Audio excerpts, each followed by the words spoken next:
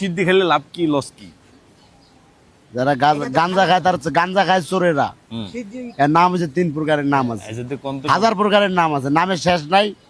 কি মূলত এটা সাধু সন্ন্যাসীরা যারা খায় তারা খায় সিদ্ধি। আর এটা খাইতো মহাদেব। এটা অনেক কথা আছে, এটা অত কথা তো বলা যাবে না, ঠিক আছে?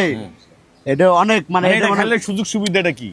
এটা সুযোগ সুবিধা কি আগে রাজা পাগল হয়ে যায়। আরে নাউজুবিল্লাহ, ভালো মানুষ পাগল হয়। আগে রাজা বাদশারা খাইতো, গাঁজা খাইতো, ধ্যান করতো, শাসন করতো, বুঝছ নাই?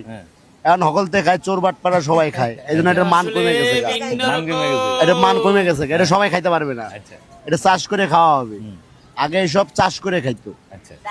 এই থাম, আজ থেকে 200-400 বছর আগে এই সিদ্ধি আগে যারা আমাদের মতো সাধু সন্ন্যাসী ছিল।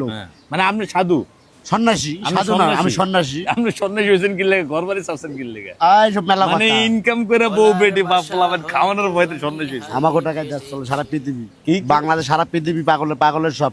পাগলের সব? পাগল ছাড়া দুনিয়া চলে না। এটা তো ঠিক আছে, পাগল ছাড়া দুনিয়া চলে না। আপনি দেশ চালান। এখন তুই দেশ ম্যাচ সব বাদ দিয়ে ধরে প্রশ্ন করলি, গাজার কথা শোন, সিদ্ধির কথা।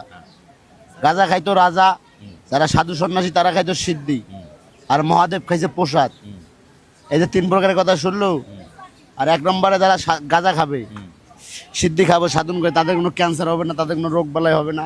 আচ্ছা, তারা যদি ভালো করে সাধন করে যায়, তারা মৃত্যুর আগে বলে যাবে যে আমি অমুক দিন এই দুনিয়া ত্যাগ করবো। ভালো করে গাঁজা খাইলে, হাই লেভেলের গাঁজা খাইলে সে মরার আগে কইতে পারবে সিদ্ধি গাঁজা না। এই যে বেয়াদবি করতেছো তুমি, আমার মূর্খ লোক, ইংলিশ বুঝি না। ডাইরেক্ট কলবে কি এটা পাগল্লা শোট। পাগল্লা সিদ্ধি খায়া সব সময় জিকির করে, ইশকের বাতি জ্বলে।